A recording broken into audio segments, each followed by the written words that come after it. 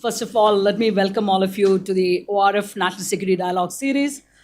Today, we will be discussing role of air power in the context of global conflicts. And my name is Raji Rajgopalan. I am the director of the Center for Security Strategy and Technology at the Observer Research Foundation. Coming to the topic, air power has always been important, but particularly so in today's context of warfare. We are seeing definitely this in Ukraine, but it also has certain limitations, as we are seeing in Gaza.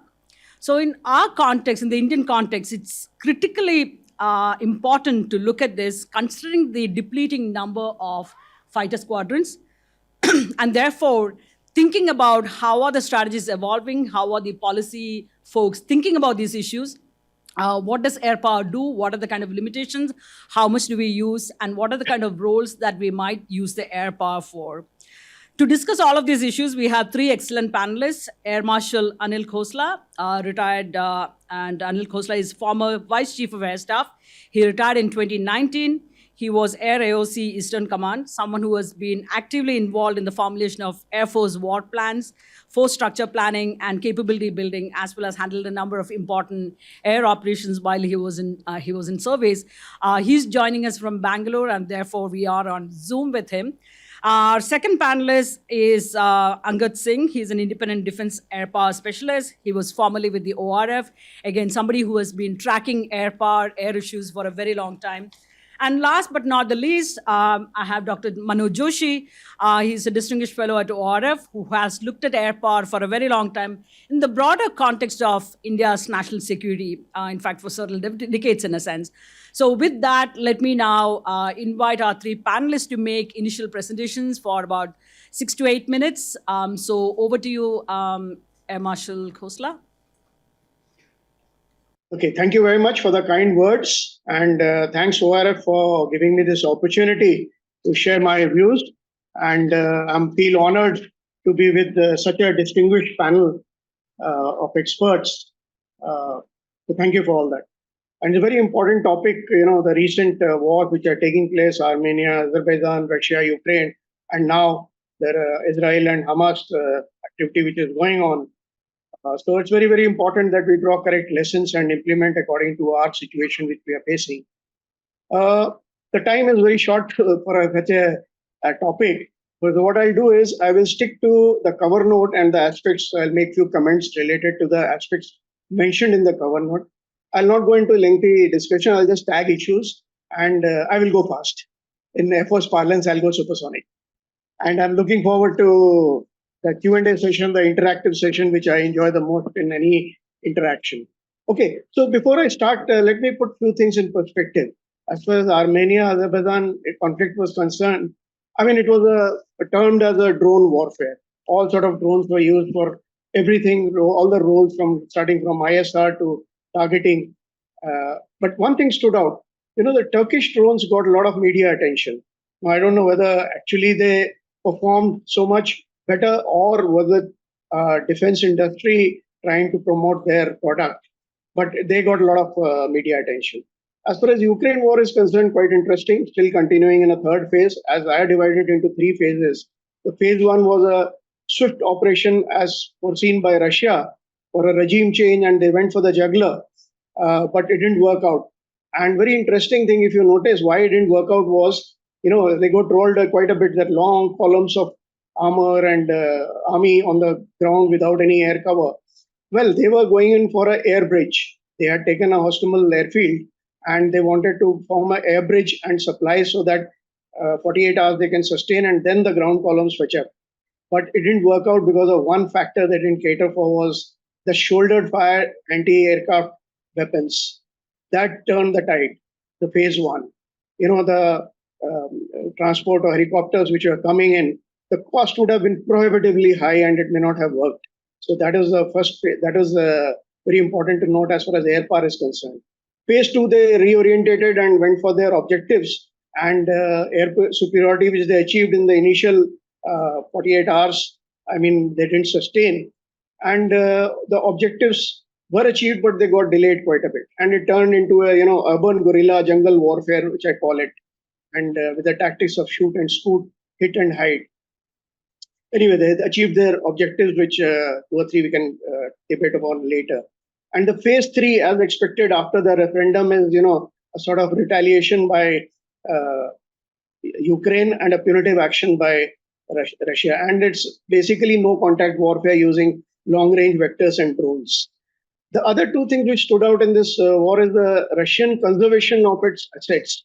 And if you notice, they haven't gone in for a full military power and not full air power. And second is the nuclear deterrence working in the conventional domain. I will not go into the details because these are all topics in itself. Now, coming to the today's discussion and the cover note, one issue which was mentioned was centrality of the air power. Well, they say that air power on its own cannot win the war. As ma'am said, there are limitations. We cannot hold ground. But what is coming out strength 5 in all the recent wars and conflicts is that without air power, the war cannot be won. Or even if it can be won, the achievement of objectives at a very, very high cost. Cost of time, cost of loss of life, cost in terms of loss of equipment. And in our own case, if you restrict the air power, Kargil is the classic example where we fought with one hand tied behind the back. And we put a lot of restrictions on ourselves and the objectives were delayed. And as far as application of air power is concerned, because of the shock and awe and the deep strike capability, it gets a lot of attention. And what is happening in this recent war, if you notice, is, because of the striking deep and striking suddenly, the punitive action is very high and the message is very, very clear to the opponent. What is happening, other thing is that common people, they are taking these videos and the media attention is very, very high as compared to any other action which takes place. So within no time, it gets very high media attention all over the world, whatever air action is taking place. And it has a lot of psychological effect on decision makers, on the public at large, and everyone. But moral of the story in everything is that no service can do it alone. It has to be a joint, integrated, I would say, fused approach as far as concerned, and not only military. When the nations go to war, so it has to be what we keep calling nowadays whole of government approach is what is the way forward. Second thing which was mentioned is the drones, and the drones have been talked about in all these skirmishes and wars, and offensive use of the drones. Now, drones is a very generic term. I call it unmanned platform is a better term which covers everything, in terms of air domain, in terms of surface domain, sea domain, underwater domain. And unmanned platforms are really, really getting into the warfare. In air, they are thriving because of 2-3 reasons of technology. That is, computing power is becoming very, very high. And with quantum coming, it will be even higher. Second is miniaturization and nanotechnology. You need smaller, lighter systems in the aircraft and the robotics. These three combined are making them very, very viable as far as air operations of the drones and the unmanned platforms is concerned. And drones, vary from size small to big, from lesser payload to very big payloads, armed to with other payloads like recce, used for smuggling to actual attacks, having quadcopters to fixed wing. They fall into sub-conventional domain as well as conventional domain. So drones is really going into warfare in a big way. But the point is, as far as air power application is concerned, the survivability in a contested airspace is still in doubt. And secondly, while the drone is coming up, the anti-drone systems also are coming up with the multi-sensor, multi-weapons, and AI-enabled this thing. In trend, as far as the drones or unmanned platforms is future, there are two trends. One is the loyal wingman concept, that is amalgamation of manned and unplanned platform, taking advantages of both. I call it mother goose concept. And second is the swarm technology, where smaller things get together and in a synchronized way try and achieve a bigger objective. So as far as drones are concerned, they're coming in a big way as far as future warfare is concerned. Now, third thing which was mentioned was the effect on AD. Now, if you see air defense, if you go by past, it was very simple, air defense at the borders, so that nothing crosses. After Purlia airdrop, if you remember, the air defense role increased quite a bit. The entire volume of the landmass was to be covered, that is the entire airspace. At the present, we have reached, as far as capability is concerned, way ahead in a network environment, sensors of all types, networked into one. You could be sitting in Bangalore and controlling an aircraft in Srinagar and firing weapons across the border. That sort of capability exists. That is active defense. We have multiple umbrellas. But what is happening now, what is going to happen in future in AD is the spectrum is spreading quite a bit. From conventional, one side it is going to subcon threats, as you see in the Israeli case. They took hang gliders to infiltrate. So drones, paragliders, hang gliders, these are subconventional threats. Quadcopters with smaller payloads. We had attack on one of our bases with a grenade thrown from a quadcopter. On the other end of the spectrum is your long-range vectors, ballistic missiles, and now hypersonics coming in. So we need a ballistic missile defense. So the spectrum, if you see, both sides is stretching quite a bit. And second thing which is happening is that gray zone warfare or no war, no peace situation. Also, these activities are increasing. So you have to be alert all the time. That's what it is happening. And of course, in volume, even the space defense is getting amalgamated with the air defense. So obviously, you need networking. You need AI-based systems. Obviously, you need decision support systems and high technology AD sensors and weapons. Now, next aspect covered was the use of fighters. Classic case, Russia. Why didn't they use all their advanced fighters? Why didn't they use the full military power? Of course, at one time they were, world number 1 or 2. And as far as the comparison goes, 27th is the ranking. Ukraine and Russia stands in number 2. Why haven't they used the entire? Maybe several reasons. Maybe they were conserving their assets for a bigger threat. They don't want to lose their aircraft to smaller weapon and face, loss of high-tech equipment. And then there is many reasons for it. We'll not go into the details. But second aspect is, why are they using so many of long-range vectors and drones? Well, in the third phase, as I said, it's going to be a long-drawn affair. And the best way is to, when you want to retaliate or you want to do punitive action, that is the best bet. But fighter relevance is still there. And to get the contested airspace to, get the air superiority or favorable air situation as the situation may be, you still need that kind of mix of force structure. Okay. Coming to the next is lessons. Lessons you can go on into hours for these warfare, but I will just tag few of them and I'll not go into detail. Starting with the first one and most important is the human factor. That means, morale, training, leadership, all these matter a lot in these wars. And this aspect we are doing quite well. Second is the info war. In Balakot, the Indian Air Force got told quite a bit that you did a good job, but media war was not won. So that has become very, very important. The narrative, the legitimacy, and the timely giving of information. Joint warfare is obviously the surface forces have to be in sync with the air plan and they cannot go separately. ISR, especially space-based systems, are very, very important. Precision and standoff capability is very essential in all types of wars and skirmishes. Protection of assets is very, very important. The dual use has to be there in terms of, we can take a leaf from China of, they have a MCF, military civil fusion, in 6 verticals. Everything which can be used in civil can be used in military and vice versa.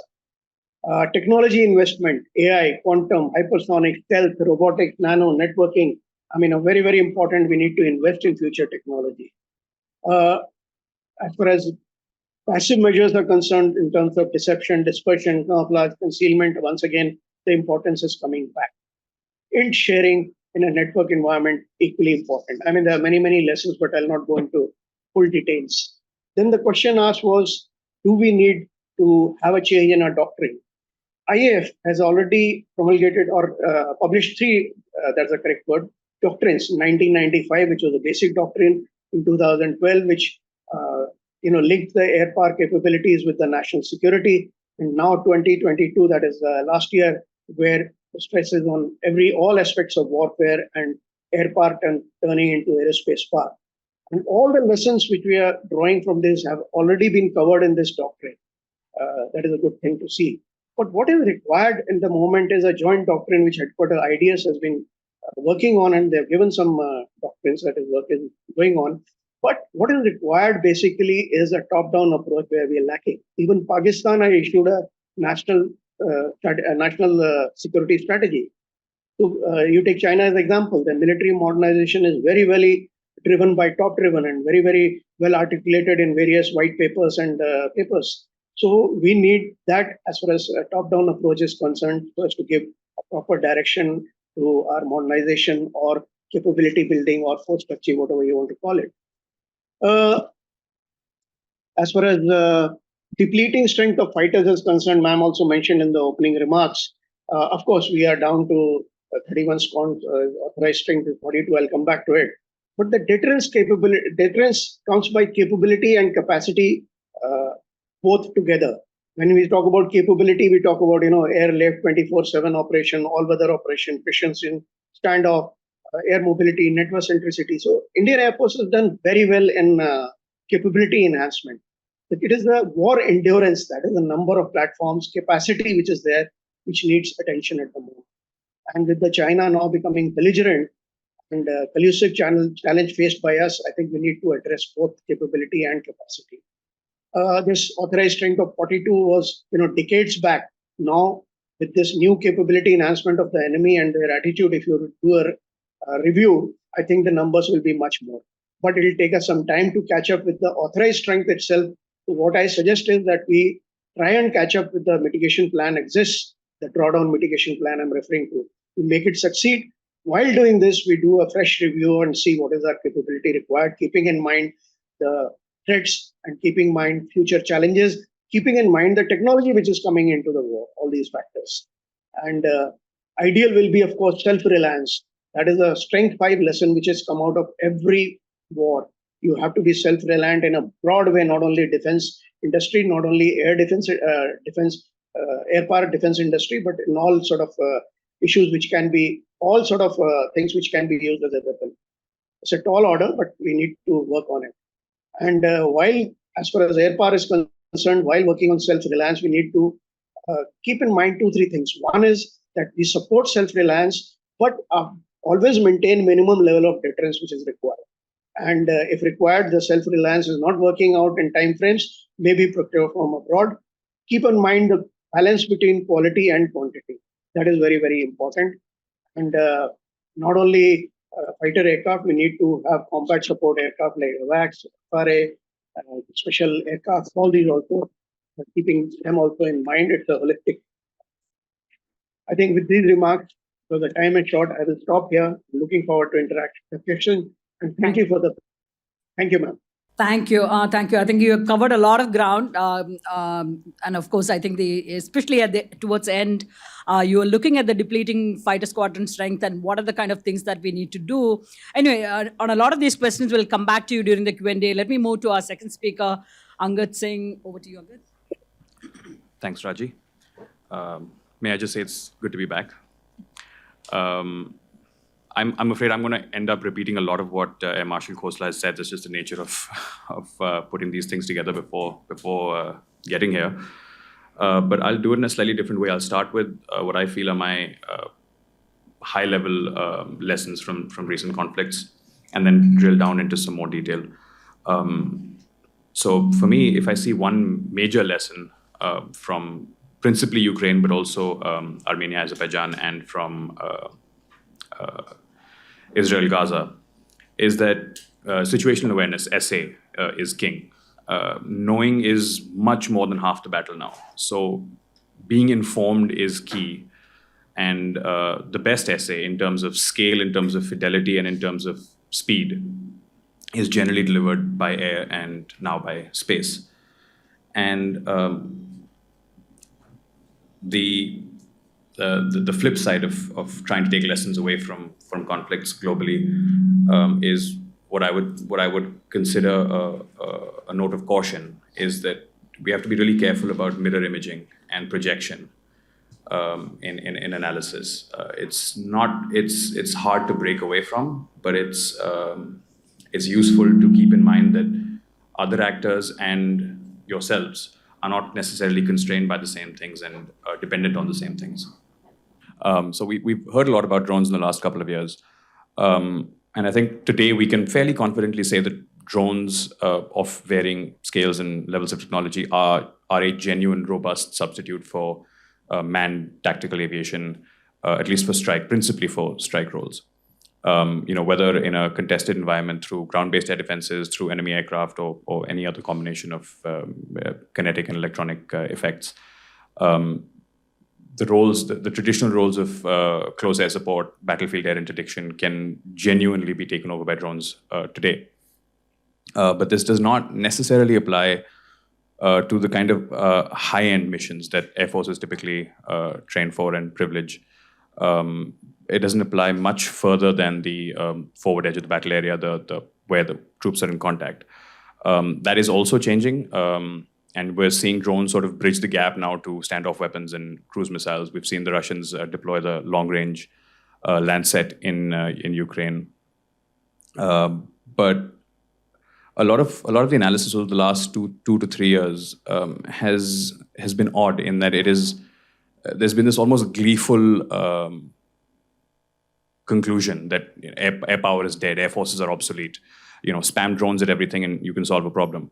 And I think it's interesting because it's of how wrong that is. The Ukraine war especially has been an incredible education in air power, in the application of air power. The notionally stronger side, that is the Russian Air Force, as Air Marshal Khosla said, has spent basically a year and a half writing a textbook on how not to use air power. We've got the Indian experience tends to suggest that the Russians are doing what we did in, say, Kargil, what we did in 65, which is holding back for some hypothetical contingency, maybe involving a peer conflict with NATO or something like that. But to my view, with every passing day of this war, that explanation holds less and less water. But so while the Ukraine-Russia war in particular is prescriptive or is seen to be prescriptive on a number of issues for India, it's not useful to broad brush with lessons from Ukraine in the Indian context. So even in an ideal procurement environment in India, where let's say we succeed in replacing manned aviation with drones, in the strike role, in things like air defense, in deep strike, in destruction of hardened targets, in suppression of enemy air defenses, offensive counter air, and those missions would still remain unaddressed by what is the current and projected state of the art in drone technology. And of course, going back to my very first point, is SA, situational awareness, is an area where India remains, to my opinion, incredibly weak. And I know we've made incredible strides in airspace awareness. So looking up, we have IACCS, we have an incredible amount of networking and sensor fusion in place, and it's very heartening when you see what our air defense commanders have at their disposal. But air defense, as noted, is only half the game, and in a kinetic contact war situation, knowing what the enemy is up to on the ground is just as important, and that I think is where we are really lacking, and we can circle back to that a little later. On the squadron comment, and usefully for the proponents of manned tactical air, of which I am one, the generation of effects in mass and volume is still the preserve of manned platforms, whether fighters or bombers. And we see that in Ukraine again, for example, with the lack of impact that the Russian Air Force has had, and relative to their size versus Ukraine. And that is as a direct result of a hollowed out Air Force. And we've seen on the flip side of that is, this war has definitely not gone in Russia's favor, but we've seen Ukraine, despite inflicting reversals on the Russians and taking back ground and so on and so forth, the one thing they've been steadfast in their requests for is F-16s. So even the two most prolific users of armed drones today are not discounting the value and impact that manned platforms bring to the battle. So in the Indian context, 31 squadrons where we are today is just not sustainable. Again, in an ideal world, in a hypothetical scenario where we just 1:1 replace all strike capability with drones that are magically plentiful and cheap, 30 squadrons can't cover the air defense of the country. It's that simple. And then you want to burden those platforms with strike, with penetration, with suppression of enemy defenses, C3I interdiction, and so on. And you're in real trouble from a numbers point of view. And which again brings me back to point number one, which was mirror imaging and projection. This is all assuming that the other guy is going to do exactly what you're doing. You could go all in on drones tomorrow morning, and guess what? China will send a package of 100 fifth-generation fighters to wreak mayhem on you. And what do you do then? Where are you equipped with aerial platforms and ground-based platforms to counter that threat while you've been focusing on drones? So it's definitely not an either-or. This whole exercise in especially at the platform level, it has to be holistic. It has to be very, very broad. And it's incredibly dangerous to sort of look back and look forward and look for easy solutions, essentially, to what is essentially a very complicated problem. And I think I want to talk about China, but I might leave that for the Q&A, except to say that we've traditionally held the view in India that we have the elevation advantage over China. And for a few years, at least, a technology advantage, if not a quantity advantage. But there was the China Power report that submitted to the U.S. Congress was released, I want to say a week ago or a few days ago, and that had some sobering figures. And we're looking at a Chinese Air Force now that fields a greater proportion of modern aircraft than the Indian Air Force, and of course a greater number by a factor of 3. So I don't think anyone would argue that the elevation advantage that India holds versus China is threefold, can count for a threefold numerical disadvantage. And I think from the Russian perspective, one of the lessons that India should learn is the danger of assumptions and the danger of assuming that the other side is as constrained as you are. So we can't assume for a minute that the Chinese are as constrained as us on, say, maintenance or turnaround times or the ability to surge and sustain aircraft. And I think a lot of why the Russians are in phase 3, as Air Marshal Khosla said, of this conflict, is because they started this conflict with incorrect assumptions. And it would behoove us to not repeat that mistake in our own context. And to self-reliance, just to carry on from the Air Marshal's point, we've heard, including right now, that the lesson from these wars is self-reliance, and I believe there's nuance there that the Air Marshal hinted at, and I'll just take that ball and run with it a little. So this war has exposed India's issues of reliance on outside suppliers, not just the actual belligerents. But war fighting, the lesson once the balloon goes up is in fact the exact opposite. You want to be as cross-compatible with other air forces and militaries at a systems level. You want to have training that's as robust and as standardized as possible, because when the balloon goes up, you want to be in a position to take advantage of third-party industrial capacities. You may not have the capacities required domestically. You may not be able to rely on those capacities because depending on the kind of war, those capacities may be the first to be taken out. We're seeing a Russia that has historically been self-reliant for the better part of a century, or 3/4 of a century at least, that is being forced to pull 50-year-old tanks out of storage to send into battle. So self-reliance didn't really buy them much, did it? And the Ukrainians, on the other hand, have gone ahead and absorbed a complete hodgepodge of Western and Eastern hardware that's been thrown at them and put it to really effective use in the battlefield. And between the two, with the benefit, of course, of hindsight and time, I know which option I'd rather have. And especially in air power, where the technology and sophistication is at a very high level, it's naive to expect a domestic industrial base to be able to surge production in a wartime scenario. You can't rely on domestic industrial capacity, no matter how extensive, unless maybe you're China, to replace wartime attrition. You will not replace combat losses. You will not have any net addition of combat power in a war. you will go to war with what you have. You will keep fighting with what you're given. And any value your industry has, your domestic industry has in a war scenario is in sustainment, maintenance, repair, keeping your existing hardware alive, and then post-war re-equipping. So self-reliance is vital, yes.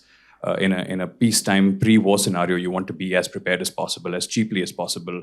And when we get into the whole, CNP, military-civil fusion thing, self-reliance is the right tool for the job.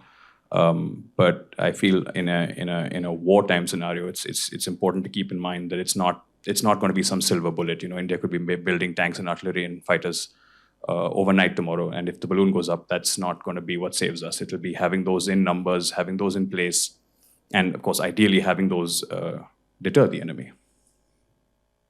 I'll leave the rest for Q&A. Thank you, Angad. And I think that's been terrific. Again, a lot of points, good points. I want to come back to you before we open up the floor. Now, let me move to our third speaker, Dr. Manu Joshi. Over to you. Thank you, Dr. Rajgopalan. With two technical specialists, Angad and the Air Marshal, I don't want to get into the nitty-gritty of some of these things, but confine myself to some of these things which strike me as a generalist in this area, which is the issues related to affordability and the effectiveness of air power. Now, air power, we all know, is the most deadly, offensive, and defensive instrument of war in military history.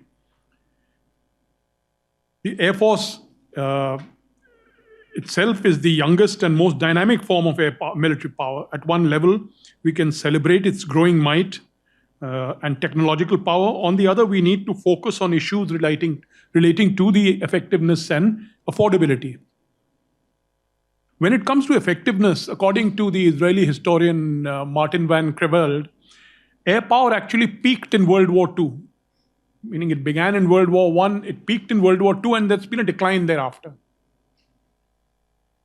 And so the World War II, minus, whether it was Blitzkrieg, the American island hopping campaign, none of this could have been effective without air power.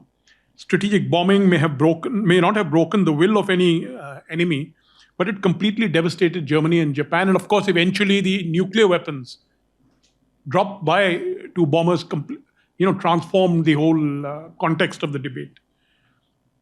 Now, the effectiveness, of course, must be compared with other services, like the Army and Navy. So it's effectiveness not just vis-a-vis the enemy, but also within the system, with the Army and the Navy. Also, we need to look at air power in its entirety, from fighter aircraft to helicopters, aircraft carriers, space satellites, drones, ballistic missiles. So often, the Air Force people will say ballistic missiles has nothing to do with us. No, but it has very much to do with the air power. Since World War II, there's been a steady decline, in part because there's been no total war that was there at that time. If we had one, of course, nuclear weapons would have changed everything. A major reason for the decline has been cost. The price of fighters has usually grown exponentially, and even the US, whose military budget is more than that of the next 10 countries, has been affected. And the best example is of the F-22. So originally they had intended to buy 750 of them, and it got steadily, but 1990, the number came to 648, then it came to 442, then it kept on coming down, and eventually when Bob Gates was Defense Secretary in 2010, it came to 187.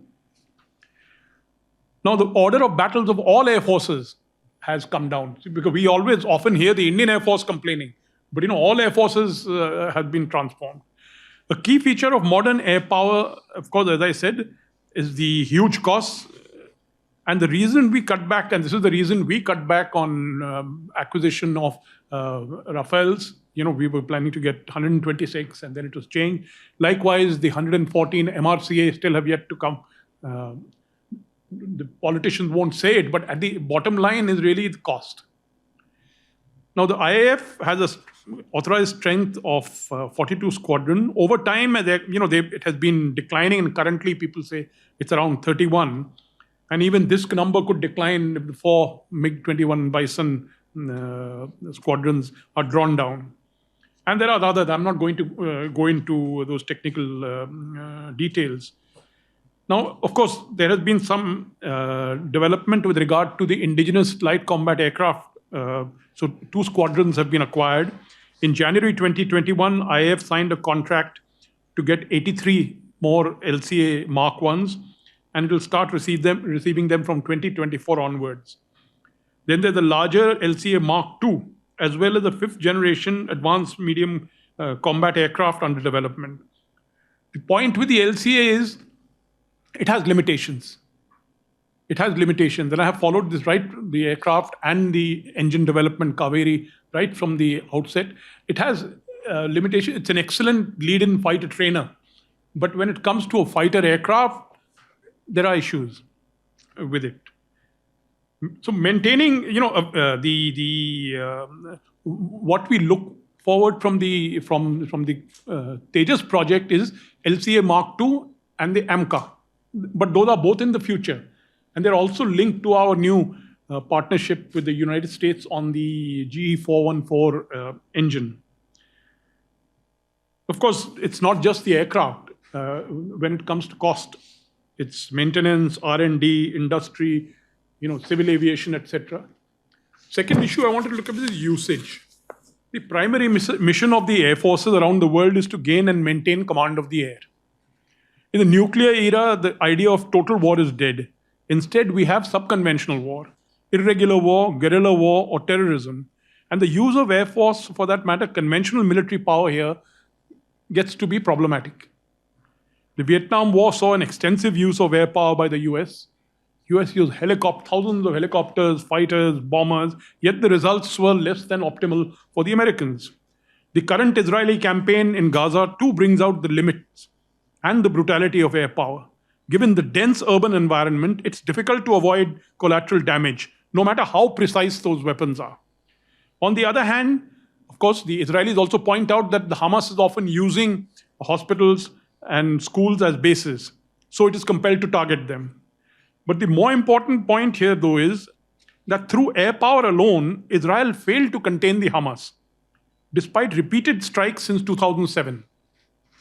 The latter have developed an extensive subterranean network of tunnels and facilities, so Israel is now being forced to contemplate a ground offensive. That's pointing out to the usage and limitations of air power. But we need to also understand that air power encapsulates many areas, including ballistic missiles. So there are countries like Iran, North Korea, Pakistan that have done away with the idea of using manned aircraft as for nuclear weapon delivery. They depend entirely on missiles. And there's a declining usefulness of certain kind of aircraft. As numbers decline, they're overtaken by other systems, such as surface-to-surface missiles, highly accurate with different kinds of warhead. Such missiles provide options to strike at heavily defended targets like enemy airfields and aircraft carriers. Now, earlier you would use fighter bombers there, but now you can, like the Ukrainians are using the ATACMS system against Russian air bases, which they couldn't attack otherwise. And the question of the ballistic missile also makes the question of the aircraft carrier usage problematic, because they're also targeted. So I just want to make some remarks on the war in Ukraine. When the air war began, it was expected that Russia would soon establish air superiority, because they had a massive air force over Ukraine. But even today, 2 years into the war, all they have managed to do is establish localized air superiority in parts of eastern and southeastern Ukraine. It has been able to deny Ukraine forces control of some stretches, where they have launched the counteroffensive. The combination of minefields, attack helicopters, and drones working with artillery have slowed down Ukrainian attack almost to a standstill. Using well-dispersed, layered, short, medium, and long-range air defenses and some air defense aircraft, because Ukraine, we have to also look at Ukraine's air denial strategy. It has been very successful, meaning here was the Russians with a much larger air force, but they have not been able to get that because the Ukrainian layered air defense system and their air denial strategy.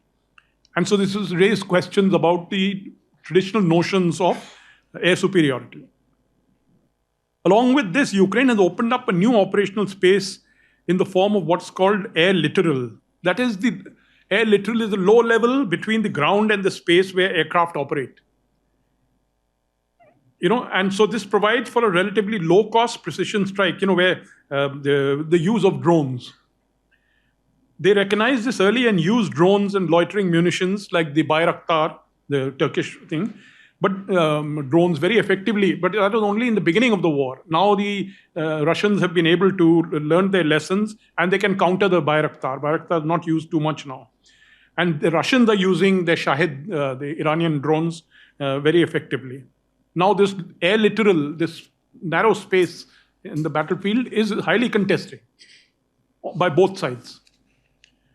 Now there's a very interesting thing. Ukrainian developers have recently confirmed that drones are now carrying out autonomous strikes on Russia without a human operator. So this is the first time such drones are known to have been used in such a way. The Saker, this is a Saker Scout drones, can find, identify, and attack 64 different types of Russian military objects, meaning they've been using algorithms and things like that. They've been programmed for that. The Saker company was just founded in 2021 to develop affordable AI for small business. And that's how the Ukrainians have been innovating in this particular area. It's true that you can shoot down drones at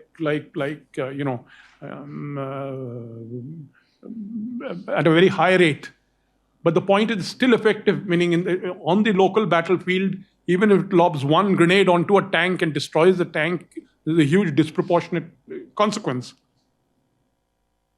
So the Saker system is based on machine learning.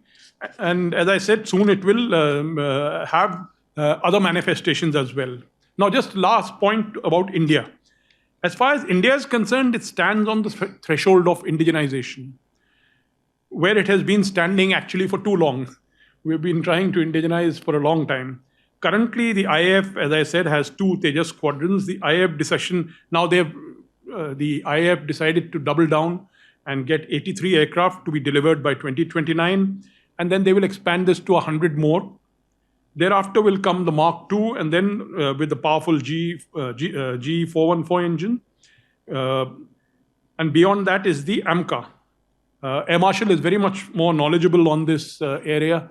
While going for this paper, I read his article on the Tejas and its variants in the Indian Defense Review.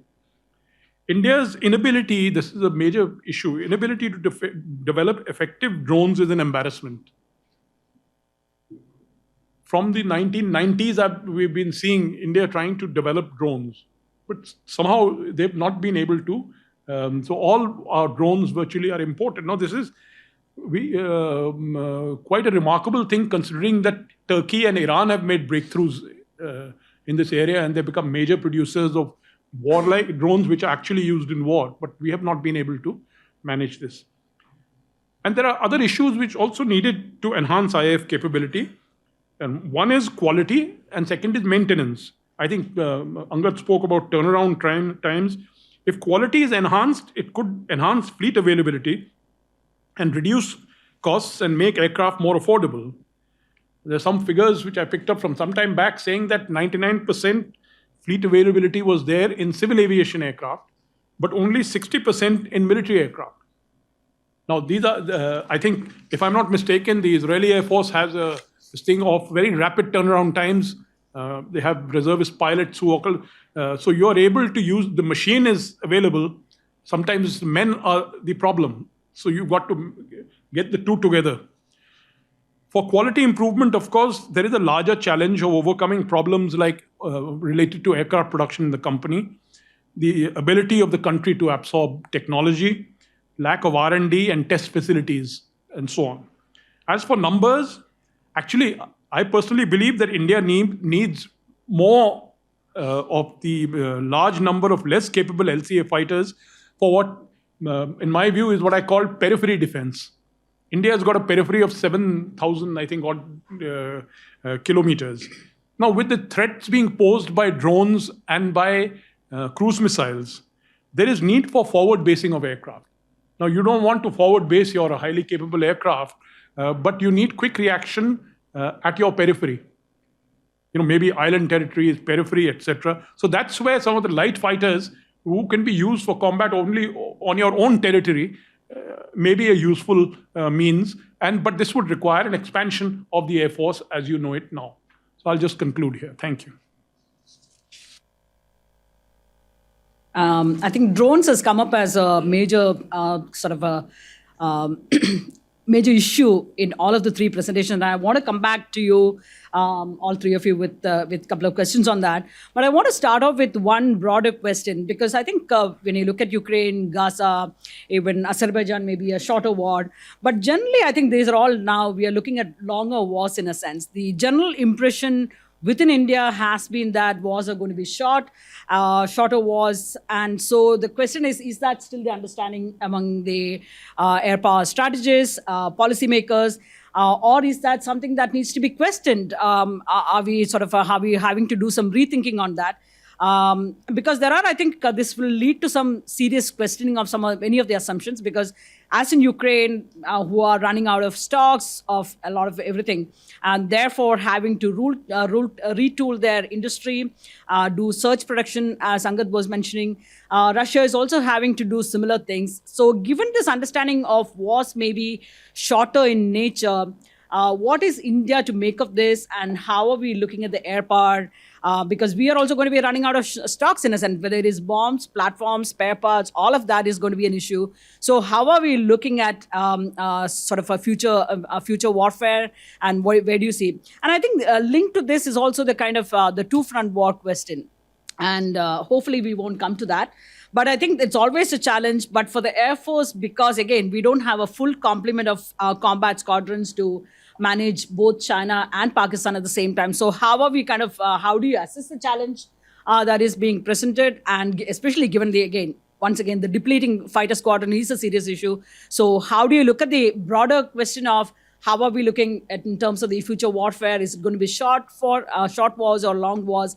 How are we what's your assessment on this? And second is the two-front war, and how are we looking at in terms of, if you're looking at a longer term war, what are the kind of shortages we will run into, and how are we looking at that particular aspect? Let me start with you, Air Marshal Khosla. Ma'am, very, very valid question. And, whether the war is going to be short, swift, and intense, or will it be a long drawn affair? So what happened was, like Dr. Joshi said, the world wars, they were very long drawn affairs, 4 years and 6 years. And they caused a lot of drain on the country's economy, and the recession followed. So as a result of the recession was that the war waging capability of the nations went down. So the wars became, or whatever the conflicts became, shorter, because nobody could afford that kind of long wars. But now the trend is changing a bit. If you see the recent trend, they are again getting extended. And the countries, either the countries who don't have the wherewithal, they are being supported by the other countries who have the economic as well as military power to sustain these long wars.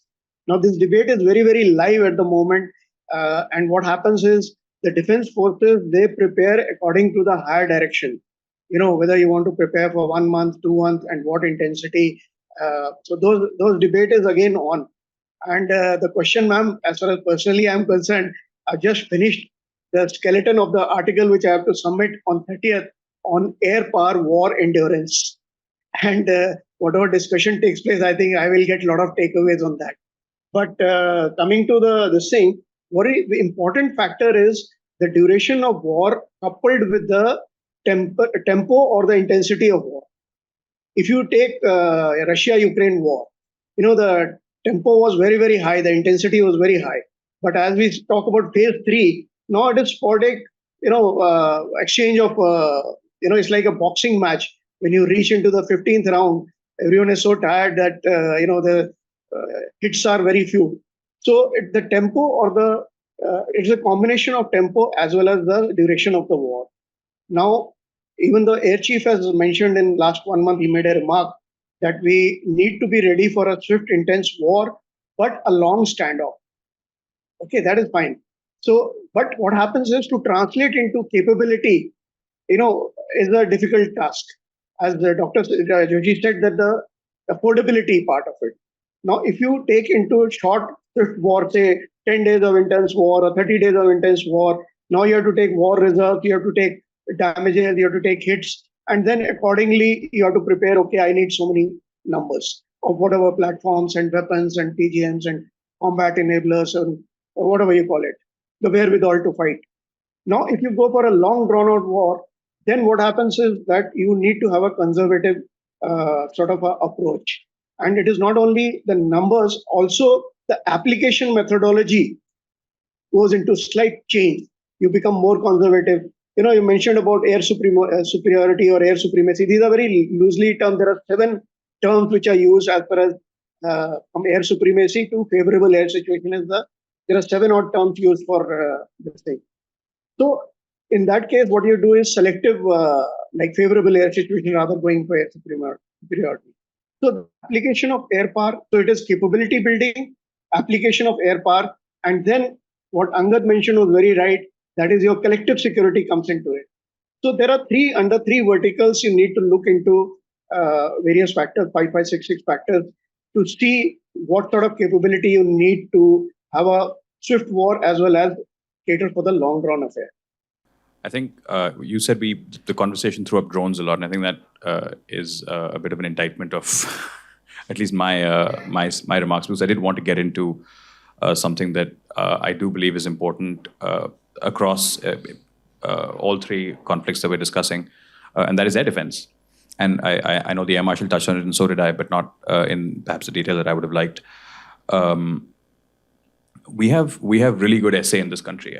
Like he said, we've gone from on a government directive, we've moved to basically be aware of anything larger than a bird flying in Indian airspace, which is incredibly difficult and therefore creditable that we've reached that stage. But what Dr. Joshi said about an airspace littoral is an important point as well. And we haven't seen deployment of the kind of air defense capabilities that take full advantage of the kind of airspace situational awareness that we have. So if there's a lesson that I would like to see absorbed first, it would be that. We need, we've tended to defend against a narrow spectrum of threats. And I think that was a point, again, that the Air Marshal made in his opening remarks. And so you tend to privilege defense against, say, bombers, standoff weapons, and cruise missiles, and that's where you live for many years. And what we've seen is the threats move down and up. Ballistic missile defense moves into a slightly more esoteric realm. We start talking about nuclear policy and all that. I don't really want to get into it, but it's no less important. When tactical hypersonics become a reality, that's going to hugely complicate the job of air defense. And then, of course, you have your $5,000 drones.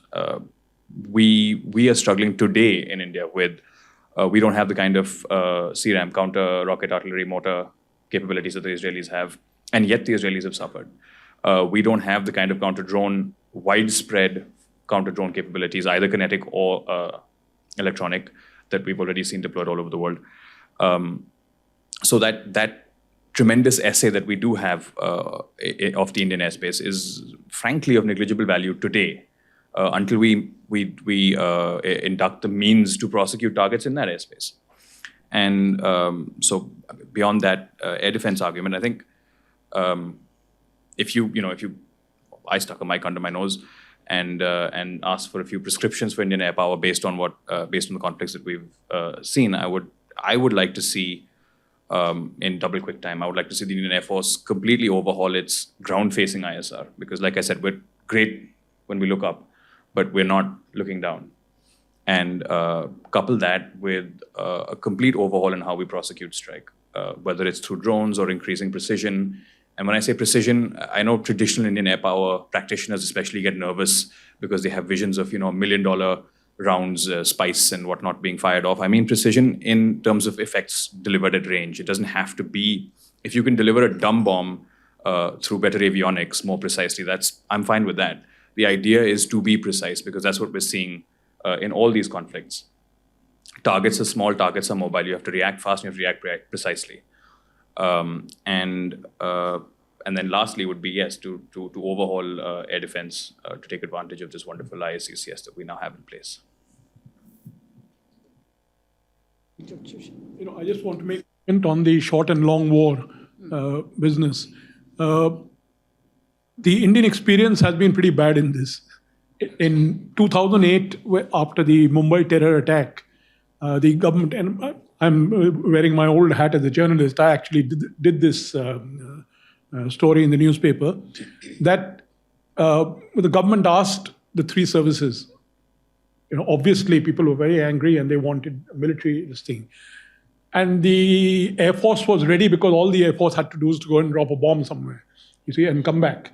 The problem was with the army. It just, their ammunition holdings were such, they had not catered for a situation like that. And we have found this, for example, even Kargil, when we suddenly had to get stuff from France and from Israel. Even as the war was proceeding, missiles were being, and weapons were being flown in.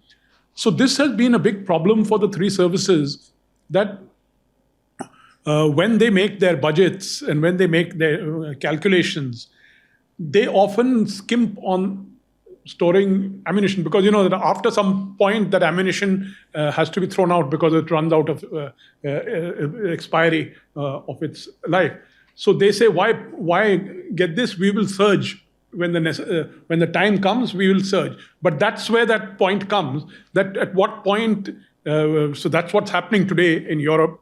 They are trying to surge their ammunition thing, but they are so far behind that they are unable to provide Ukraine with adequate ammunition. And we have had this problem, especially because we have very constrained budgets as it is. Even our modernization is delayed by 10, 15 years. So in those circumstances, ammunition often goes for a 6, and that's what we've seen in Ukraine precisely. It's the ammunition which is lacking. Thank you. One quick question on the whole air balance in the Tibetan plateau, because especially even India is having a debate on the air power issue. I think this has always been the question in terms of what is the kind of balance of power as far as the air power is concerned on the Tibetan plateau.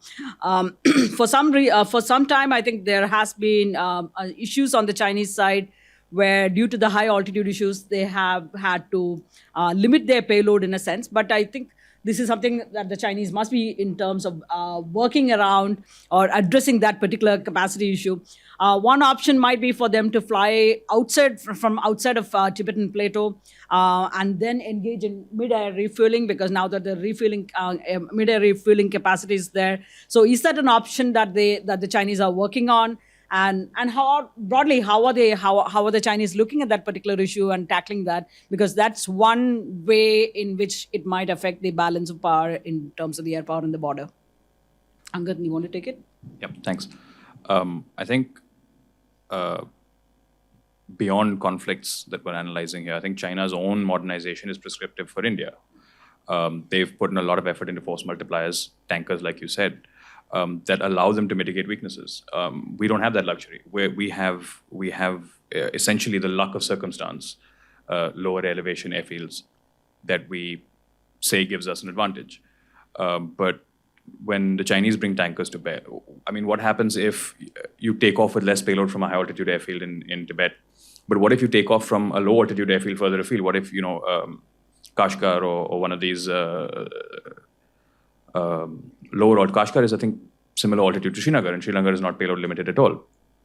So it just buys you additional flexibility. Why wouldn't you take that? Why would you rest on the narrow advantage of elevation and not invest in force multipliers? And of course, that to Dr. Joshi's point on resource constraints, it's chicken and egg, right?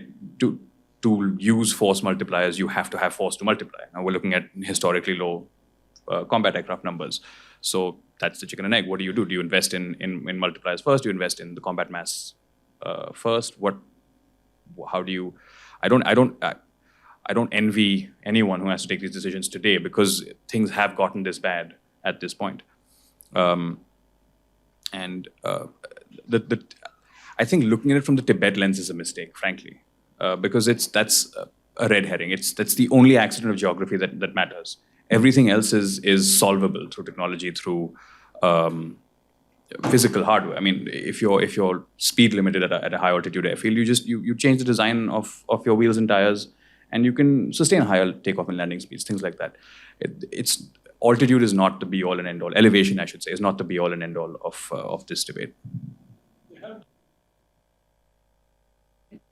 Is that our radar on the high Himalaya can pick them up as they take off, whereas our aircraft are in the beneath the Himalaya, so you can go up and pop up over that. And I think the as of now, the Chinese do feel that they are disadvantaged in Tibet, and the second factor is that the distance between their air bases is substantial, almost 400 kilometers between each air base, whereas India has a much more dense network of bases, because this is our heartland.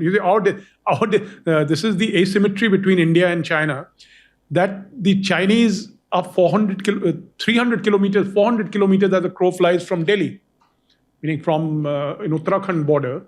They are 400 kilometers away, 500 kilometers away, whereas their heartland is 4,000 kilometers away. But just throw this out there. What good is a dense network of airfields if they're not full of aircraft? What good is a radar on a high mountain peak if the other guy is sending a low observable fifth generation aircraft at you? China has looked at its weaknesses and is addressing them, is my point. So sure, in an environment that's not as resource constrained as ours, but just saying that we have 20 airfields to their 5 and we have mountain radars and so on that's not a solution. That's not constructive. Marshall, do you want to come in at that point? Okay. Otherwise, Ma'am, quick remarks. Just 2 minutes you give me. Okay. So, like Angad had said, actually China had T3. As far as China is concerned, we had T3 advantage: terrain, technology, and training. Okay. So terrain advantage, as has been discussed, stays, but the effect of the terrain is being overcome by certain amount of technology which is being absorbed by the Chinese PLAAF. Okay, as far as technology is concerned, they are investing in a big way in all sort of modern technologies which will come into the warfare, including the air warfare. In some of these areas, as Angad also brought out 5 days back, the US Congress report on PRC has come out. And in that also they have emphasized again, like last year, that some of the technologies China is ahead of even USA as far as investment is concerned. So technology, they're racing way ahead. As far as training, and I will include tactics in it, I will include all the intelligible factors like morale, training, tactics. We are way ahead. Our forces have got a high morale. We have battle-hardened forces. We have experience. We have our own tactics and combat development establishment. We have our own system testing establishment. We do exercises with the entire world, all the major air forces. We pick up all the good practices, tailor them according to our situation, and then implement, and not blindly implement. So that is one area where we are ahead of. One more remark is, if you see the Chinese are competing, they're racing with US. Okay, 2049 is the world-class military, their aim. So they are marching ahead very fast rate. We need to step on our accelerator. Next thing is, as of now, like last year, there's an organization which does a study on the war waging capabilities. And as far as air war is concerned, they look into 18 odd verticals, not only numerical bean counting, but actually all the factors which go into war fighting. And in last year's report, India was still ahead of China just by about 4 or 5 points. But I'm sure they must have equalized or gone ahead of it. That's not the point. But at the moment, we can still, Indian Air Force is the one which can make a difference. But in future, we need to really step on. Maybe we have gone into 3rd or 4th year. We need to go into 5th or 6th year. Thank you. There are still a lot of questions on that, but let me now open up May I? Okay, thank you, Clay. Just want to end that with a bit of a sting. The Air Marshal said the Indian Air Force, and I think that's another mistake we're making. We're not looking at maritime air power at all in this discussion, and it's come up elsewhere that we've kind of, this panel is a bit Air Force focused, which I think is a fair criticism. A few months ago, Air Marshal Diptendu Chaudhary at an event in Subroto Park mentioned that if Indian grand strategy is economic prosperity and security, then the Indian Ocean region is the crucible. And I think we've, fairly correctly focused on the China threat, and which is a land threat at the moment. But China is a naval power, and I think that's something that the China report has also flagged. Is that they're putting an insane amount of boats into the water, and they are going to be moving into a true blue water posture. They already have access to bases in our region in the IOR. Some of them are explicitly military, most of them are not yet, and I think that's another complication in India's air power calculus going forward. We have to be much less. If we are to be less air blind as we have been in the last 50 or so years, we have to be much less sea blind as well, and we have to keep an eye on the IOR and China's designs on the IOR, because it is from India's backyard. It is very soon going to be a contested space. Absolutely, point well taken. So let me now open up the floor for questions. Yeah. Hi, I'm Manu Pabi. A question for the panel. A very interesting discussion. Thank you so much. It was nice that the Air Marshal discussed training. That's the question I wanted to put out.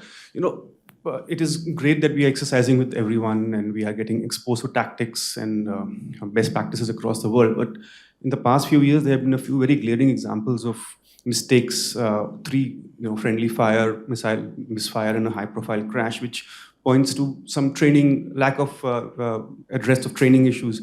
Is that something that requires more debate? And what can we do ahead? And second question that is specific to Angad, I wanted to ask him that in terms of developing drones, which we have lacked strongly in, is the reason a lack of technical capability in our system, or is it lack of Air Force really emphasizing at least 10 years ago, 15 years ago, the need and requirement and putting enough resources to develop those drone systems? Good afternoon, everyone. Myself, Ankit Singh from Jamia Millia Islamia. My question to Anil sir is that how theaterization of command will help India's air power? And my second question is that if one day India face attack from Western front or Western border, just like Israel faced from Hamas, our air defense is capable of tackling those threats which are coming from on low altitude in a massive scale.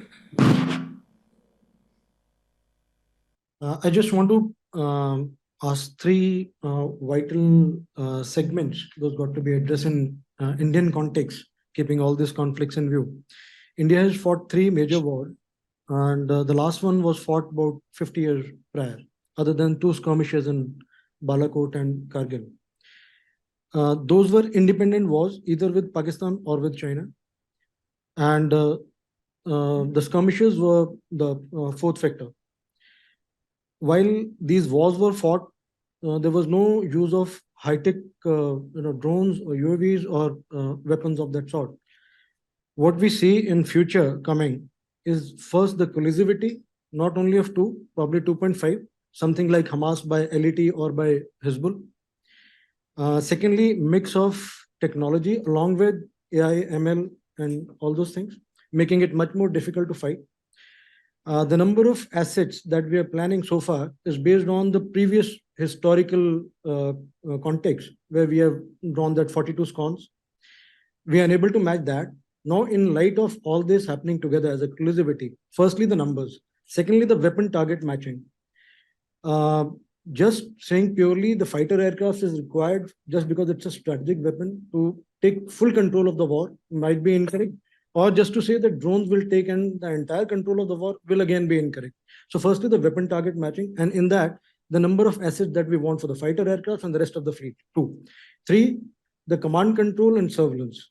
Presently, the IACC is working is not very well set up system on ground, where the layers and tiers are just barely minimum required that to do the job.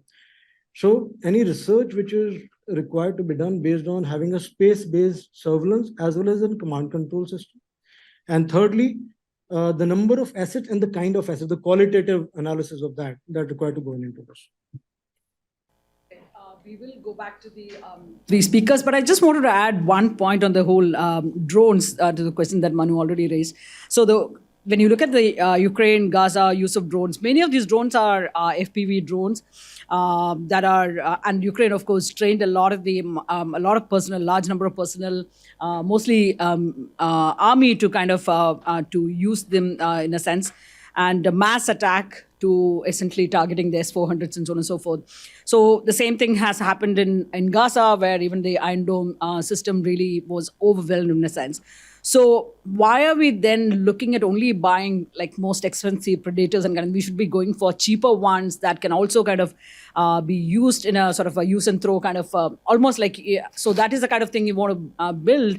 So why are we kind of looking at this? And so what do these kind of conflicts show? Where do we need to focus in terms of even within the drones, expensive ones too? Because the Predators are, you don't want to lose them. So why are we not looking at the other end of the spectrum at all in a sense? Lead off in a general thing, because so that Angat can then focus on the specific thing. My thing is that, a lot of this stems from the lack of jointness in our system. Meaning you have, because when you fight a war, there are certain issues which automatically open. For example, suppression of enemy air defense. What does it mean? Now, Air Force takes it as a particular mission, deploys certain fighters which do this thing. But the point is, same thing can be done through systems like the ATACMS. Meaning you can suppress enemy air defense, very accurate, highly accurate missiles. The problem is that the three services are not willing to sit together and say, okay, this is the thing, this is the challenge we will face when we deal with the adversary. What is it that the country can afford? See, can we afford this expensive seed fighter, or should we use a ballistic missile instead? More of them. So I'm saying that this our big problem is really planning at a level, the jointness of our system seriously lacking. And so you're not able, you just go, and this is what we've seen for the last 30, 40 years, that each service puts forward this pitches what it wants, and then it's a matter of luck if it goes through the MOD. There is no systematic assessment of that, and we definitely, this jointness of this thing has to be taken far more seriously, especially if you're going to, if you have limited resources, if you have limited resources, then you've got to apply the best solution that you can obtain. Thanks. I'll quibble about the distinction between suppression and destruction of air defenses over tea. But your point on planning and the lack of jointness thereof is well taken. And that is to Raji's question then about the MQ-9. I think it boils down to horses for courses. The MQ-9 is the stated rationale, and correctly in my view, is that it's for long endurance, persistent surveillance. An FPV drone is not going to do long endurance, but persistent surveillance. You orbit half a dozen MQ-9s over the land and sea borders, and you've got a pretty decent situational awareness. An FPV drone is not going to buy you that. The FPV drone is going to take advantage of that essay to knock out a maneuver element or a armor or artillery or whatever it may be. To answer some of the questions, Manu's on drones and training, right? I think it's a yes and no to answer your question. It does boil down a little bit, at least, some culpability to the Air Force not giving unmanned, uncrewed platforms the attention they deserve. As you know, I was part of the first Meher Baba drone initiative. So I was able to get a bit of a ringside view on how things have changed. And that answers the tech question, which is yes, for a long time the issue was tech, but I think kicking it open to in this private industry, academia, we had a lot of promising teams in that program, for example, that came from colleges, not even from established industrial houses or PSUs. So I think tech is less of a problem today, but historically it probably was then, 20 years back. But to Dr. Joshi's statement that it's a shame that we haven't been able to develop any drone, he's right. The Air Force, insofar as Air Force support is concerned, the Air Force did have a PSQR for a medium altitude, long endurance drone, which was to be the Rustam 2. And we're still dealing with those age-old issues of overweight, underpowered.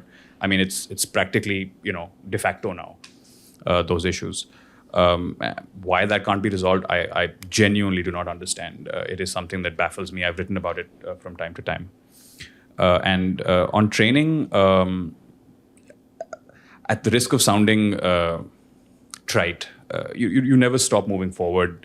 You can always do better. So in that sense, yes, you'll always try and improve training. But the three specific incidents you mentioned, I think they it boils down to there are SOPs in place for air combat. There are SOPs in place for air defense. There are SOPs in place. It's when the rules break down, whether by acts of omission or commission, that these things happen. And you'll end up evolving more SOPs to plug those gaps, and you'll end up evolving more stringent or different training to plug those gaps. I'll let the others have a go. Yeah, actually, so much have gone into the discussion that there are a lot of things which have thrown up. I'll try and speak about them. If I miss out something, please pardon me. So I'll go backward. Firstly, this drone issue. Angad said Indian Air Force maybe didn't give enough importance earlier. It has come out in the open domain now, but Indian Air Force had armed drones for quite a few years. It didn't come out in the open. Now the drone warfare has picked up pace, so the whole thing is coming out. But we did have our capability as far as armed drones is concerned for quite some time. I'll leave it at that. Second thing is Manu Pabi's question. Wherever there are machine and men involved, there are going to be errors, there are going to be faults, there are going to be failures. Okay. So if you see world over, there have been major issues of civil airlines being shot with hundreds of casualties. Now recently the hospital case. So it's not that actually in India what happens is we have a habit in us, and which is I think in some ways good also. We are over harsh on ourselves. As I agree with Angad, the faults do take place, and the corrective actions have been initiated, and they will be implemented. So there's a question of theaterization. I've written a lot, and I'm again writing one other article. I think theaterization is one of the ways of getting integration. There is jointness, integration, and fusion. These are the three levels. China has gone into fusion mode. I'm not talking about only defense services as well as military and civil. So we need to go way ahead, and theaterization is only one of the means of it. As far as theaterization is concerned, my opinion is that there are a whole lot of other priorities, a whole lot of other areas where we need to go into it. We have been going over years into these three theaters of joint logistics or special forces or the other 2-3 areas, space, cyber. I was a wing commander when these proposals were put, and still we have reached only a division stage, a joint division, and that too with no accretion of manpower. Whereas USA had a command for so many years, and looking at the China model of JSSF, Joint Services Support Force, where they put all the 4 future domains of warfare under one separate service with both offensive and defensive capabilities. I think we need to look at the China and see what are the future challenges. Our priority of theaterization is very valid in case of expeditionary cases, but in our case, I think priority-wise we're much later. Okay, I'll leave it at that. It's a full many hours debate. We can go on. As far as question was asked about similar type of action on a western border by what Hamas did with hang gliders and all. This is all called sub-conventional threat with hang gliders, power gliders. All these are called sub-conventional threats. Even drones, quadcopters, the smuggling going on, dropping small grenades or weapons. These are all called subconventional. These don't come exactly under the AD domain in the sense it is not only the Indian Air Force, it is, and the whole world is struggling to find solutions to it. And it is not only Indian Air Force, all the agencies which are responsible for safety or security of their VA or VP, vital point, they need to be empowered to deal with these subconventional threats. The Indian Air Force every time can't scramble an aircraft and start shooting them down. So each agency needs to have, and a lot of work has gone on in terms of licensing, in terms of no-fly zones, in terms of clearing the fly zone for the good drones to operate, in terms of anti-drone weapons, in terms of training of people, in terms of reporting systems. Under a lot of verticals, 8 or 9 verticals, a lot of work has gone on in the last 7 to 8 years in this aspect, world over and also in India. I'll leave it at that. Okay, next is the balanced force structuring. Of course, services, it's not blindly, they're also looking at what is happening in technology, what is happening with the enemy, what is happening with their capability. As I said, the deterrence value is determined by the enemy's capabilities and capacity and their behavior, attitude, and also displayed decision making of using these things. So they are looked into, periodically reviewed, and balance of force is not only that, it's only going for fighters or a mix of fighters and drones and long range weapons. So all these are, force structuring is looked into holistically. I'll leave it at that. As far as ISCCS is concerned, I will not comment in public what are the shortcomings and all. It's a good system, it has worked well, and it's an evolutionary process of networking. All the civil as well as military radars of all services have been integrated. As Angad brings out very rightly, and I keep talking in every forum, that space-based surveillance is the end thing. China has gone way ahead into space-based in terms of revisit time, in terms of 24/7 surveillance of a limited area, in terms of resolution. So we need to go much more as far as space-based is concerned, and they need to be networked along with the present system. I'm sure few years from now it will happen. Another thing about our force structuring is the myth that the drones are also cheaper option. No, sir. The autonomous drones which we are talking about, the cost is as much as any other platform. So it's not that the drones is a cheaper version. What we are talking about drones being cheaper version is, a quadcopter or something dropping a few grenades here and there. Of course, that is a cheaper version. And of course, if it hits a very vital target like a nuclear establishment or something, it will create a damage. But the drones which we are talking about, which are long duration with very heavy arm, they also equally costly and they're autonomous which we're talking about. As far as joint appreciation by the services and sitting together after formation of headquarter IDS, and especially in the last 6 to 7 years, the pace has picked up as far as it's concerned. Last year, I was involved in St. Joe's seminar where all the 3 services, all the retired and serving people got together, and a sort of discussion was done over 3 days. All the 3 services, what are the challenges, what are the threats, and what sort of force structuring we need to do, what are the priority lists.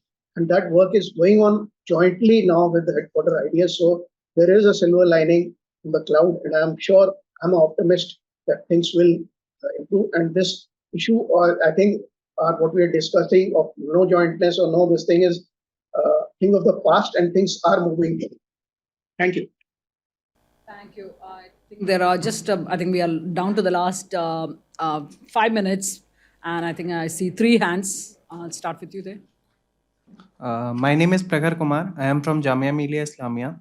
So first part of my question has already been answered. It is related to the drone technology. And my second question is the 5th generation fighter jet, the AMCA project, which will came into in service by 2032. Which is way ahead with our most of the adversaries like China, USA. I don't consider USA as an adversary, but China mostly.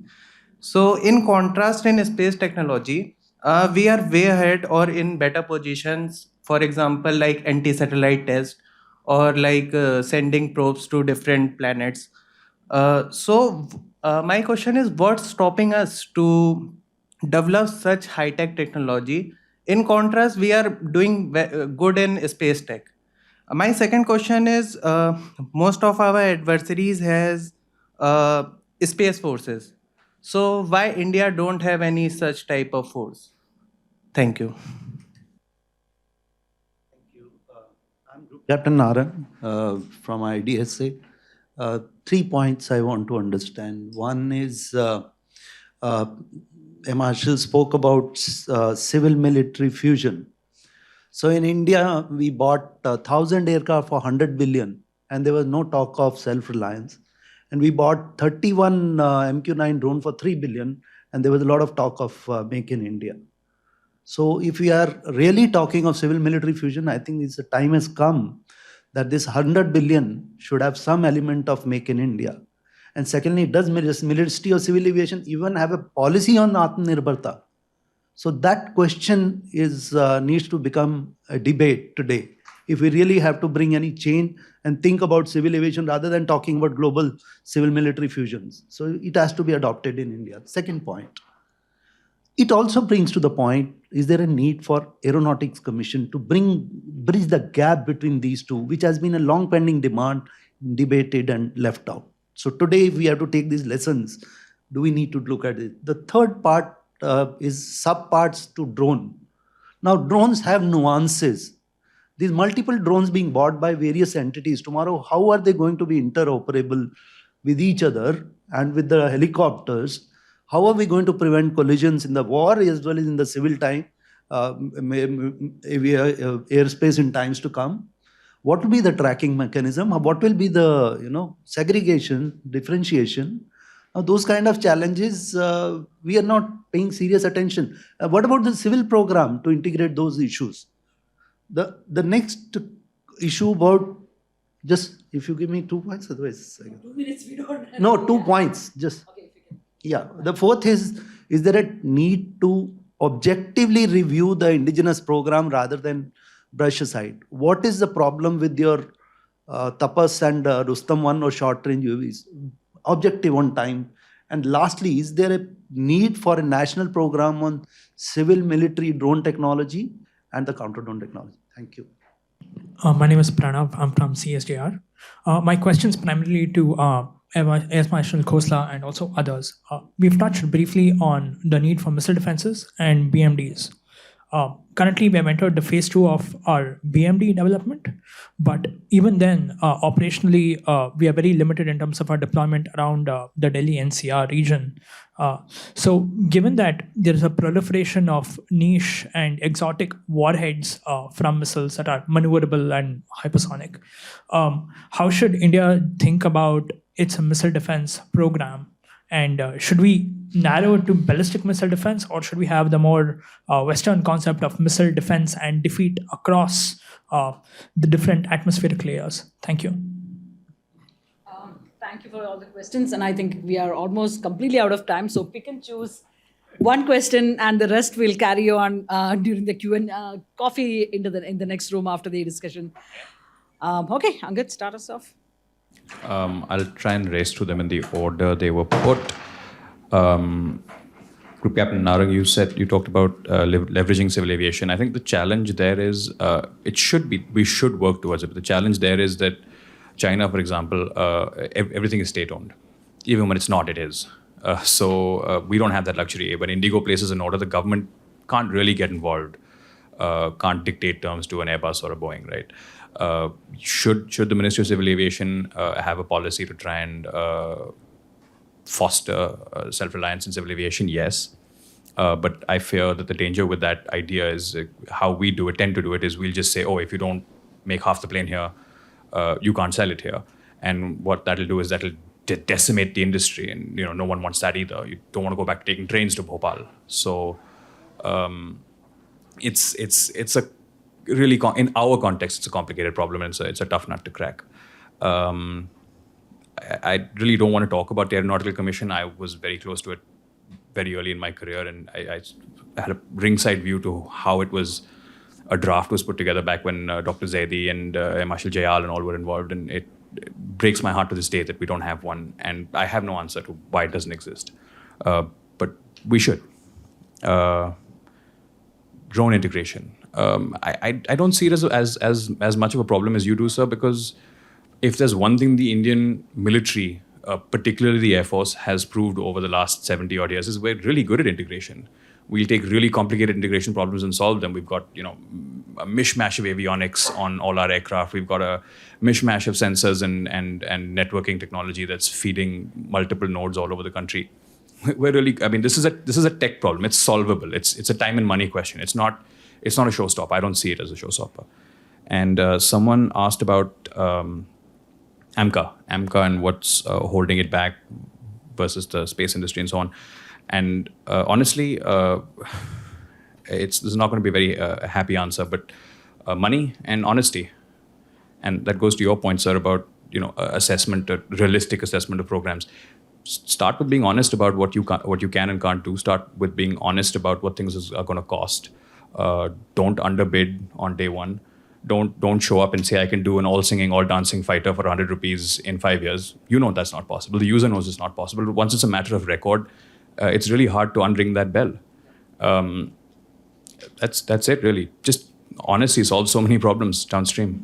And BMD is really outside my wheelhouse. Maybe you should take that, Raji. I'm going to take it for the coffee. Keep it for the coffee. Over to you. Yeah, I'm not going to answer all the issues that were raised. One thing which I'm going to point out is that one of our problems has been HAL, Hindustan Aeronautics. We have had this opportunity buying large numbers of civil aviation aircraft, but when have we ever made an attempt? Meaning the Chinese, they got the MD-92, which was a disaster for them, which they failed. But they have persisted, and now at last, 30 years later, they've got a civil aviation, they've got a civil aircraft, and they've got an engine with it. So in the case of India, there was not even an attempt in that area. So HAL dominated everything. Whereas in the case of China, you know that there are 3-4 competing establishments, the Chengdu one, then I think the one in Shan, and I think one in Manchuria. So they're competing bureaus, and that was the Russian system also. So here what has happened is that this HAL has kind of, if one could tell the story of the LCA, it would be a tragic story. The Air Force only jumped into the LCA wagon just about maybe 20 years ago or even less. Earlier they would disdain the LCA. You see, so this is a German manufacturer from Ruag came to India. He wanted to set up an assembly line for LCA, but for lift, lead-in fighter trainer. He told me that he didn't get a reply from the government. The government didn't bother to reply to him when they were offering to set up an assembly line in Munich and somewhere else. So the big problem has been this monster called HAL, which has prevented the kind of agile kind of activity in the area of civil aviation. When you can take advantage of this big contract, government can then direct them somewhere else. So this. I just want to focus on that. Thank you. And over to you, Air Marshal. Last word, if you can. Yeah, okay, ma'am. Thanks. I'll be quick. I know tea is waiting for you, and samosa, you can parcel it to me, ma'am. Okay, quite a few things thrown in again. First question was about, China making the 5th generation aircraft and India not being able to make progress in our industry, aircraft industry, whereas we are doing well in space. And second aspect is why not space force. So a couple of remarks. One is, China, although they're claiming that they have made 4.5 5th generation aircraft, but what is the actual capability, nobody knows. They don't do exercise with others. They do only with Pakistan, the Shaheen series. Even when the air shows they go, these aircraft are parked far away. They don't let anyone come closer. I went for Zhuhai Air Show. They were cordoned off. Nobody was allowed to go close to it. When flying, they opened the bay and showed some weapons. We don't know whether it is actual weapons or models which have been put. So there's doubt. China also is, I will not talk about Chinese, how they have done the defense industry. Of course, their defense industry has progressed very well. I'll give the credit to them. But they also struggled for engine manufacture like us. And engine is a very, very complex design. very few countries and few companies have that wherewithal, which they're not ready to part easily. Okay, next thing is, as far as space is concerned, and we'll not talk about why our self-reliance has failed. It is history. There are various reasons. The ecosystem has not worked, I will say. And countries like, the small countries with hardly any, like Sweden and all, who have got hardly any threat perception, they are exporting arms and weapons and platforms, advanced platforms. Our ecosystem has not worked. We will not go into history. It's a full this thing. But I am being an optimist.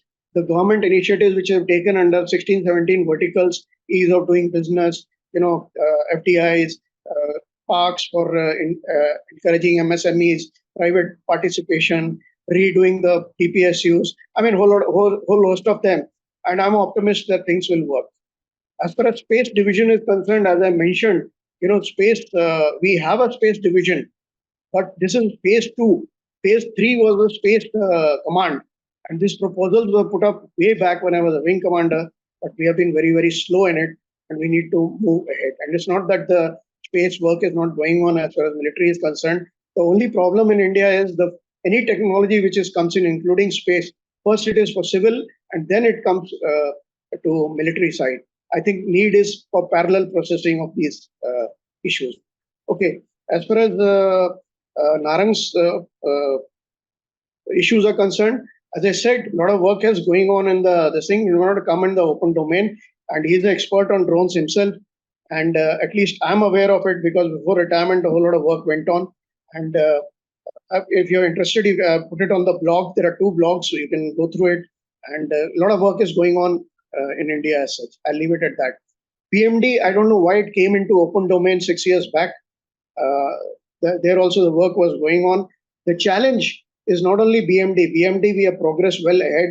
And as far as it takes time, these are all costly assets. Like you mentioned, only NCR region. I mean, you can't jump into straight away covering the entire Indian this thing. Of course, when you say NCR region, it is not only the NCR region. The umbrella is a very, very big umbrella. So it covers a lot of area. You should understand that. And I'm sure in future, as the technology increases and we buy more assets and develop our own asset, but the challenge is hypersonics, as brought out. Hypersonics makes it even more difficult. The trajectory is not predictable like BMD, like your missiles, ballistic missiles. The trajectory can be varied. Plus, because of the speed, there is a need to pick it up at a much faster, further range and also destroy it at a further range. Those are the complexities which are involved. So that is the challenge the world is looking into, and I'm sure India is also working on it to develop these systems. Okay, as far as HL and all is concerned, I will not comment on the HL functioning and all, but things are improving, and just leave it at that. That's it, man. Thanks. Thank you, Marshall. I'll just will end with one bit of data point in a sense.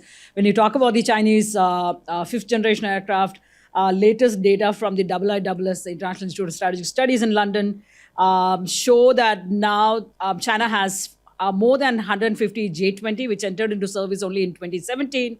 And these are comparable to the F-22. Again, the effectiveness, we don't know about it, but they are building them quite fast. And in the next couple of years, actually, they are supposed to be overtaking the F-22 in terms of the numbers. They are also developing the J-31 or FC-31 Ger Falcon. And again, similar to the F-35. So China is making quite impressive progress in terms of their capabilities. And that's a point I wanted to leave with. But all I wanted to do at this point is to thank you all. And thank you, Air Marshal, for joining us via Zoom. And to all the others in the room, thank you for joining us. Coffee, tea next door. We will look forward to having you again on another occasion. Thank you so much for coming. Thank you to the panelists.